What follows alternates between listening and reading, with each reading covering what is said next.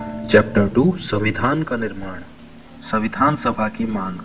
भारत में संविधान सभा के गठन का विचार वर्ष 1934 में पहली बार एम.एन. रॉय ने रखा। रॉय भारत में वामपंथी आंदोलन के प्रखर नेता थे। 1935 में भारतीय राष्ट्रीय कांग्रेस ने पहली बार भारत के संविधान के निर्माण के लिए आधिकारिक रूप से संविधान सभा के गठन की मांग की। 1938 में भारतीय राष्ट्रीय कांग्रेस की ओर से पंडित जवाहरलाल नेहरू ने घोषणा की कि स्वतंत्र भारत के संविधान का निर्माण वयस्क मताधिकार के आधार पर चुनी गई संविधान सभा द्वारा किया जाएगा और इसमें कोई बाहरी हस्तक्षेप नहीं होगा। नेहरू की इस मांग को अंततः ब्रिटिश सरकार ने सैद्धांतिक रूप से स्वीकार कर लिया। इसे सन 1940 के अगस्त प्रस्ताव के नाम से जाना जाता है। सन 1942 में ब्रिटिश सरकार के कैबिनेट मंत्री सर स्टीफोर्ड क्रिप्स तथा ब्रिटिश मंत्रिमंडल के एक सदस्य एक स्वतंत्र संविधान के निर्माण के लिए ब्रिटिश सरकार के एक प्रारूप प्रस्ताव के साथ भारत आए। इस संविधान को द्वितीय विश्व युद्ध के बाद अपनाया जाना था।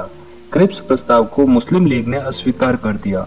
मुस्लिम लीग की मांग थी कि भारत को 2 स्वायत्त हिस्सों में बांट दिया जाए, जिनकी अपनी अपनी संविधान सभाएं हो। अंततः ब्रिटिश सरकार द्वारा भारत में एक कैबिनेट मिशन को भेजा गया। इस मिशन ने 2 संविधान सभाओं की मांग को ठुकरा दिया, लेकिन उसने ऐसी संविधान सभा के निर्माण की योजना सामने रखी जिसमें मुस्लिम लीग को काफी हद तक संतुष्ट कर दिया। संविधान सभा का गठन। कैबिनेट मिशन योजना द्वारा सुझाए गए प्रस्तावों के तहत नवंबर 1946 में संविधान सभा का गठन हुआ। योजना की विशेषताएं निम्नलिखित थी। संविधान सभा की कुल सदस्य संख्या 389 होनी थी। इनमें से 296 सीटें ब्रिटिश भारत और 93 सीटें देसी रियासतों को आवंटित की जानी थी। ब्रिटिश भारत को आवंटित की गई सीटें 296 में से 292 सदस्यों का चयन 11 गवर्नरों के प्रांतों और 4 का चयन मुख्य आयुक्तों के प्रांतों से किया जाना था। हर प्रांत व देसी रियासतों को उनकी जनसंख्या के अनुपात में सीटें आवंटित की जानी थी। मोटे तौर पर कहा जाए तो प्रत्येक 10 लाख लोगों पर 1 सीट आवंटित की जानी थी।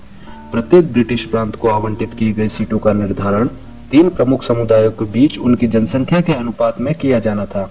ये 3 समुदाय थे, मुस्लिम, सिख व सामान्य।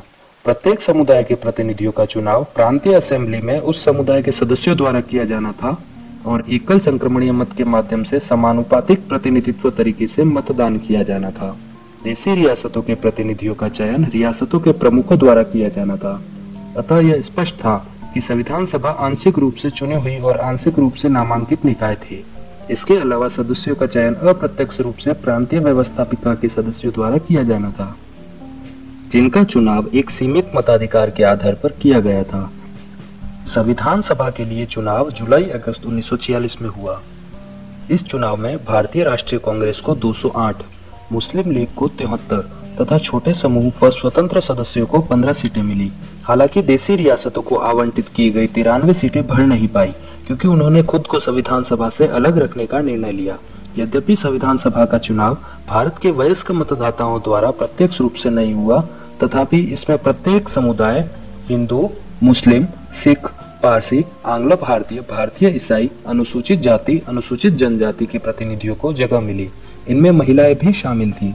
महात्मा गांधी के अपवाद को छोड़ दे तो सभा में उस समय भारत की सभी बड़ी हस्तियां शामिल थी। संविधान सभा की कार्यप्रणाली। संविधान सभा की पहली बैठक 9 दिसंबर 1946 को हुई। मुस्लिम लीग ने बैठक का बहिष्कार किया और अलग पाकिस्तान की मांग पर बल दिया, इसलिए बैठक में केवल 211 सदस्यों ने हिस्सा लिया। फ्रांस की तरह ही इस सभा के सबसे वरिष्ठ सदस्य डॉक्टर सच्चिदानंद सिन्हा को सभा का अस्थायी अध्यक्ष चुना गया। बाद में डॉक्टर राजेंद्र प्रसाद संविधान सभा के स्थायी अध्यक्ष निर्वाचित हुए। उसी प्रकार डॉक्टर एच.सी. मुखर्जी तथा वी.टी. कृष्णमाचारी सभा के उपाध्यक्ष निर्वाचित हुए। दूसरे शब्दों में संविधान सभा के 2 उपाध्यक्ष थे। उद्देश्य प्रस्ताव। 13 दिसंबर 1946 को पंडित नेहरू ने सभा में ऐतिहासिक उद्देश्य प्रस्ताव पेश किया। इसमें संवैधानिक संरचना के ढांचे एवं दर्शन की झलक थी।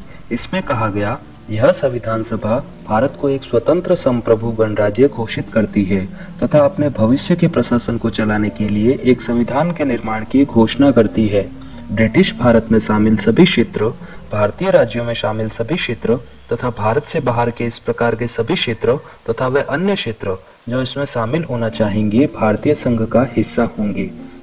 उक्त वर्णित सभी क्षेत्रों तथा उनकी सीमाओं का निर्धारण संविधान सभा द्वारा किया जाएगा तथा इसके लिए उपरांत के नियमों के अनुसार यदि वे चाहेंगे तो उनकी अवशिष्ट शक्तियां उनमें निहित रहेंगी तथा प्रशासन के संचालन के लिए भी वे सभी शक्तियां केवल उनको छोड़कर जो संघ में निहित होंगी इन राज्यों को प्राप्त होंगी।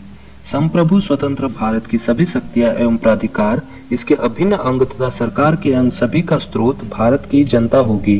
भारत के सभी लोगों के लिए न्याय, सामाजिक, आर्थिक एवं राजनीतिक स्वतंत्रता एवं सुरक्षा, अवसर की समता, विधि के समक्ष क्षमता, विचार एवं अभिव्यक्ति, विश्वास, भ्रमण, संगठन बनाने आदि की स्वतंत्रता तथा लोक नैतिकता की स्थापना सुनिश्चित की जाएगी।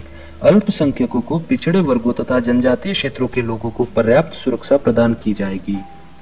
संघ की एकता को असूक्ष्म बनाए रखा जाएगा तथा इसके भू क्षेत्र, समुद्र एवं वायु क्षेत्र को सभ्य देश के न्याय एवं विधि के अनुरूप सुरक्षा प्रदान की जाएगी और इस प्राचीन भूमि को विश्व में उसका अधिकार एवं उचित स्थान दिलाया जाएगा तथा विश्व शांति एवं मानव कल्याण को बढ़ावा देने के लिए निमित्त उसके योगदान को सुनिश्चित किया जाएगा। इस प्रस्ताव को 22 जनवरी 1946 को सर्वसम्मति से स्वीकार कर लिया गया। इसने संविधान के स्वरूप को काफी हद तक प्रभावित किया।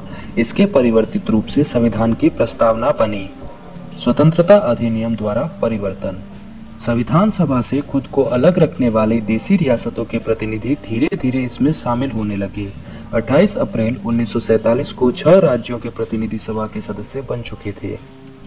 3 जून 1947 को भारत के बंटवारे के लिए पेश की गई माउंटबेटन योजना को स्वीकार करने के बाद अन्य देशी रियासतों के ज्यादातर प्रतिनिधियों ने सभा में अपनी सीटें ग्रहण कर ली। भारतीय हिस्से की मुस्लिम लीग के सदस्य भी सभा में शामिल हो गए। भारतीय स्वतंत्रता अधिनियम 1947 ने सभा की स्थिति में निम्न 3 परिवर्तन किए। सभा को पूरी तरह संप्रभु निकाय बनाया गया, जो स्वेच्छा से कोई भी संविधान बना सकती थी। इस अधिनियम ने सभा को ब्रिटिश संसद द्वारा भारत के संबंध में बनाए गए किसी भी कानून को समाप्त करने अथवा बदलने का अधिकार दे दिया। संविधान सभा एक विधायिका भी बन गई। दूसरों शब्दों में कहा जाए तो सभा को 2 अलग काम सौंपे गए। इनमें से एक था स्वतंत्र भारत के लिए संविधान बनाना और दूसरा था देश के लिए आम कानून लागू करना। इन दोनों कार्यों को अलग अलग दिन करना था। इस प्रकार संविधान सभा स्वतंत्र भारत की पहली संसद बनी। जब भी सभा की बैठक संविधान सभा के रूप में होती तो इसकी अध्यक्षता डॉक्टर राजेंद्र प्रसाद करते और जब बैठक की बतौर विधायिका होती तब इसकी अध्यक्षता जी.वी. मावलंकर करते। संविधान सभा 26 नवंबर 1949 तक इन दोनों रूपों में कार्य करती रही। इस समय तक संविधान निर्माण का कार्य पूरा हो चुका था। मुस्लिम लीग के सदस्य भारतीय संविधान सभा से अलग हो गए। इसकी वजह से सन 1946 में माउंटबेटन योजना के तहत तय की गई सदस्यों की कुल संख्या 389 सीटों की बजाय 299 तक आ गिरी। भारतीय प्रांतों की संख्या 296 से 229 और देशी रियासतों की संख्या 93 से 70 कर दी गई। 31 दिसंबर 1947 को राज्यवार सदस्यता को तालिका संख्या 2.4 में प्रस्तुत किया गया है। अन्य कार्य। संविधान के निर्माण और आम कानूनों को लागू करने के अलावा संविधान सभा ने निम्न कार्य भी किए। इसने मई 1949 में राष्ट्रमंडल में भारत की सदस्यता का सत्यापन किया। इसने 22 जुलाई 1947 को राष्ट्रीय ध्वज को अपनाया। इसने 24 जनवरी 1950 को राष्ट्रीय गान को अपनाया। इसने 24 जनवरी 1950 को राष्ट्रीय गीत को भी अपनाया। इसने 24 जनवरी 1950 को डॉक्टर राजेंद्र प्रसाद को भारत के पहले राष्ट्रपति के रूप में चुना। 2 साल 11 माह और 18 दिनों में संविधान सभा की कुल 11 बैठकें हुई। संविधान निर्माताओं ने लगभग 60 देशों के संविधानों का अवलोकन किया और इसके प्रारूप पर 114 दिनों तक विचार हुआ। संविधान के निर्माण पर कुल 64 लाख रुपए का खर्च आया। 24 जनवरी 1950 को संविधान सभा की अंतिम बैठक हुई। इसके बाद सभा ने 26 जनवरी 1950 से 1951-52 में हुए आम चुनावों के लिए बाद में बनने वाली नई संसद के निर्माण तक भारत की अंतरिम संसद के रूप में कार्य किया। संविधान सभा की समितियां। संविधान सभा ने संविधान के निर्माण से संबंधित विभिन्न कार्यों को करने के लिए कई समितियों का गठन किया। इनमें से 8 बड़ी समितियां थी तथा अन्य छोटी। इन समितियों तथा इनके अध्यक्षों के नाम इस प्रकार है। बड़ी समितियां। संघ शक्ति समिति जवाहरलाल नेहरू, संघीय संविधान समिति जवाहरलाल नेहरू, प्रांतीय संविधान समिति सरदार पटेल, प्रारूप समिति डॉक्टर B.R. अम्बेडकर, मौलिक अधिकारों, अल्पसंख्यकों एवं जनजातियों तथा बहिष्कृत क्षेत्रों के लिए सलाहकार समिति सरदार पटेल। इस समिति के अंतर्गत निम्नलिखित 5 उप समितियां थी। मौलिक अधिकार उप समिति जे बी कृपलानी, अल्पसंख्यक उप समिति एच सी मुखर्जी, उत्तर पूर्व सीमांत जनजातीय क्षेत्र असम को छोड़कर तथा आंशिक रूप से छोड़े गए क्षेत्र के लिए उप समिति गोपीनाथ ओदोलाई, छोड़े गए एवं आंशिक रूप से छोड़े गए क्षेत्रों के लिए उप समिति ए वी ठक्कर, उत्तर पश्चिमी फ्रंटियर जनजाति क्षेत्र उप समिति प्रक्रिया नियम समिति डॉक्टर राजेंद्र प्रसाद, राज्यों के लिए समिति राज्यों से समझौता करने वाली जवाहरलाल नेहरू, संचालन समिति डॉक्टर राजेंद्र प्रसाद, छोटी समितियां वित्त एवं कर्मचारी समिति डॉक्टर राजेंद्र प्रसाद, प्रत्यायक समिति अल्लादी कृष्ण स्वामी अय्यर, सदन समिति बी पट्टाभी सीतारमैया, कार्य संचालन समिति डॉक्टर के एम मुंशी, राष्ट्रीय ध्वज संबंधी तदर्थ समिति डॉक्टर राजेंद्र प्रसाद, संविधान सभा के कार्यों के लिए समिति जी वी मावलंकर, सर्वोच्च न्यायालय के लिए तदर्थ समिति एस वरदाचारी, मुख्य आयुक्तों के प्रांतों के लिए समिति बी पट्टाभी सीतारमैया, संघीय संविधान के वित्तीय प्रावधानों संबंधी समिति नलिनी रंजन सरकार। प्रारूप समिति संविधान सभा की सभी समितियों में सबसे ज्यादा महत्वपूर्ण थी प्रारूप समिति। इसका गठन 29 अगस्त 1947 को हुआ था। यह वह समिति थी जिसे नए संविधान का प्रारूप तैयार करने की जिम्मेदारी सौंपी गई थी। इसमें 7 सदस्य थे। इनके नाम इस प्रकार है: doctor B R Ambedkar, N Gopalaswami Ayyangar, Alladi Krishnaswami Iyer, doctor K M Munshi, Syed Mohammad Saadulla, N Madhav Rao, T T Krishnamachari. विभिन्न समितियों के प्रस्तावों पर विचार करने के बाद प्रारूप समिति ने भारत के संविधान का पहला प्रारूप तैयार किया। इसे फरवरी 1948 में प्रकाशित किया गया। भारत के लोगों को इस प्रारूप पर चर्चा करने और संशोधनों का प्रस्ताव देने के लिए 8 माह का समय दिया गया। लोगों की शिकायतों, आलोचनाओं और सुझावों के परिप्रेक्ष्य में प्रारूप समिति ने दूसरा प्रारूप तैयार किया, जिसे अक्टूबर 1948 में प्रकाशित किया गया। प्रारूप समिति ने अपना प्रारूप तैयार करने में 6 माह से भी कम का समय लिया। इस दौरान उनकी कुल 141 बैठक हुई। 26 नवंबर 1949 को अपनाए गए संविधान में प्रस्तावना 395 अनुच्छेद और 8 अनुसूचियां थी। प्रस्तावना को पूरे संविधान को लागू करने के बाद लागू किया गया। नए विधि मंत्री डॉक्टर बी आर अम्बेडकर ने सभा में संविधान के प्रारूप को रखा। उन्होंने सभा के कार्यकलापों में बढ़ चढ़कर हिस्सा लिया। उन्हें अपनी तर्क संगत व प्रभावशाली दलीलों के लिए जाना जाता था। उन्हें भारत के संविधान के पिता के रूप में पहचाना जाता है। इस महान लेखक, संविधान विशेषज्ञ, अनुसूचित जातियों के निर्विवाद नेता और भारत के संविधान के प्रमुख शिल्पकार को आधुनिक मनु की संज्ञा भी दी जाती है। संविधान का परिवर्तन 26 नवंबर 1949 को नागरिकता, चुनाव, तदर्थ संसद, अस्थायी व परिवर्तनशील नियम तथा छोटे शीर्षकों से जुड़े कुछ प्रावधान अनुच्छेद 5, 6, 7, 8, 9, 60, 324, 367, 367, 379, 380, 388, 391, 392 और 393 स्वतः ही लागू हो गए। संविधान के शेष प्रावधान 26 जनवरी 1950 को लागू हुए। इस दिन को संविधान की शुरुआत के दिन के रूप में देखा जाता है और इसे गणतंत्र दिवस के रूप में मनाया जाता है। इस दिन को संविधान की शुरुआत के रूप में इसलिए चुना गया क्योंकि इसका अपना ऐतिहासिक महत्व है। इसी दिन 1930 में भारतीय राष्ट्रीय कांग्रेस की लाहौर अधिवेशन दिसंबर 1929 में पारित हुए संकल्प के आधार पर पूर्ण स्वराज दिवस मनाया गया था। संविधान की शुरुआत के साथ ही भारतीय स्वतंत्रता अधिनियम 1947 और भारत शासन अधिनियम 1935 को समाप्त कर दिया गया। हालांकि abolition of privy council jurisdiction act 1949 लागू रहा। समिति की 2 बैठकें हुई। पहली बैठक 20-22 जुलाई 1946 को दिल्ली में, दूसरी 15-17 अगस्त को बंबई में। सदस्यों द्वारा अनेक टिप्पणियां तैयार करने के साथ साथ समिति ने संविधान सभा में अपनाई जाने वाली प्रक्रियाओं, विभिन्न समितियों की संविधान सभा द्वारा नियुक्ति के प्रश्नों तथा संविधान सभा के पहले सत्र में संविधान के उद्देश्यों पर एक संकल्प पत्र के प्रारूप पर भी चर्चा की गई। संविधान निर्माण में इस समिति की भूमिका पर प्रकाश डालते हुए एक ब्रिटिश संविधानविद ग्रैनविल ऑस्टिन ने लिखा, यह कांग्रेस की विशेषज्ञ समिति थी जिसने वर्तमान संविधान की उपलब्धि तक भारत को पहुंचाया। समिति के सदस्यों ने कैबिनेट मिशन स्कीम की तर्ज पर काम करते हुए स्वायत्त क्षेत्रों, केंद्र एवं प्रांतीय सरकारों की शक्तियों आदि पर एक सामान्य सुझाव निर्मित किए। उन्होंने एक संकल्प पत्र भी प्रारूपित किया जो कि उद्देश्य संकल्प से बिल्कुल मिलता जुलता था।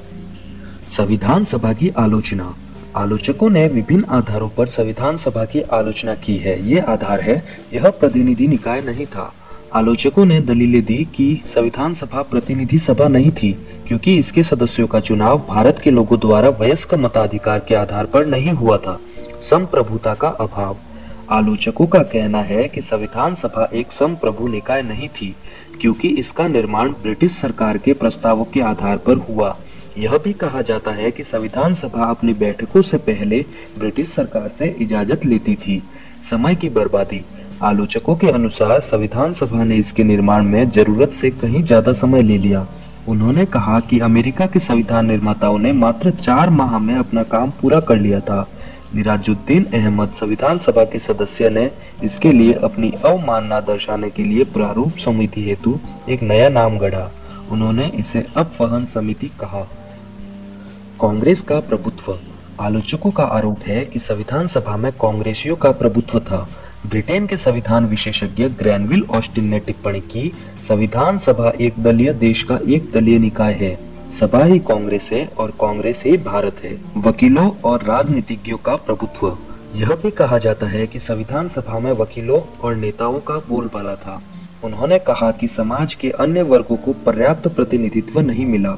उनके अनुसार संविधान के आकार और उसकी जटिल भाषा के पीछे यही मुख्य कारण था। हिंदुओं का प्रभुत्व। कुछ आलोचकों के अनुसार संविधान सभा में हिंदुओं का वर्चस्व था। लॉर्ड विस्काउंट ने इसे हिंदुओं का निकाय कहा। इसी प्रकार विंस्टन चर्चिल ने टिप्पणी की कि संविधान सभा ने भारत के केवल एक बड़े समुदाय का प्रतिनिधित्व किया। आवश्यक तथ्य। संविधान सभा द्वारा हाथी को प्रतीक के रूप में अपनाया गया।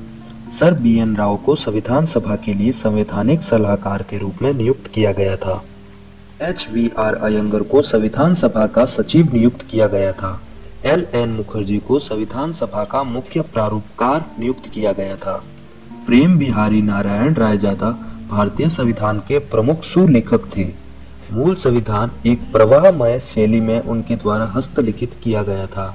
मूल संस्करण का सौंदर्यीकरण और सजावट शांति निकेतन के कलाकारों ने किया, जिनमें नंदलाल बोस और ब्यूअर राम मनोहर सिन्हा शामिल थे। मूल प्रस्तावना को प्रेम बिहारी नारायण रायजादा द्वारा हस्तलिखित एवं ब्यूअर राम मनोहर सिन्हा द्वारा ज्यामितीय सौंदर्यीकृत एवं अलंकृत किया गया था। मूल संविधान के हिंदी संस्करण का सुलेखन वसंत कृष्ण वैद्य द्वारा किया गया था, जिसे नंदलाल बोस ने सुंदर ढंग से अलंकृत एवं ज्यामितीय किया। संविधान का हिंदी पाठ। मूल संविधान में हिंदी भाषा में प्राधिकृत पाठ के संबंध में कोई प्रावधान नहीं किया गया था। बाद में 58वें संविधान संशोधन अधिनियम 1987 द्वारा इस संबंध में प्रावधान किया गया। इस संशोधन के द्वारा संविधान के भाग 12 में एक नया अनुच्छेद 394 क जोड़ा गया। इस अनुच्छेद में निम्न प्रावधान किए गए।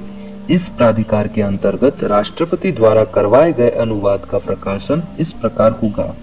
संविधान का हिंदी में अनुवाद, यदि इसमें किसी प्रकार के संशोधन की आवश्यकता होगी तो केंद्रीय अधिनियम द्वारा हिंदी के लिए स्वीकार किए गए भाषाई रूप एवं शब्दावली को ही अपनाया जाएगा। संविधान के सभी संशोधन प्रकाशन से पहले सम्मिलित किए जाएंगे।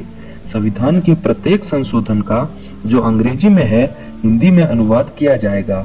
इस हिंदी पाठ का वही अर्थ लगाया जाएगा जो अंग्रेजी के मूल पाठ में विहित है। यदि अर्थ लगाने में कोई असुविधा उत्पन्न होगी तो राष्ट्रपति इसका उपयुक्त परीक्षण कराएंगे।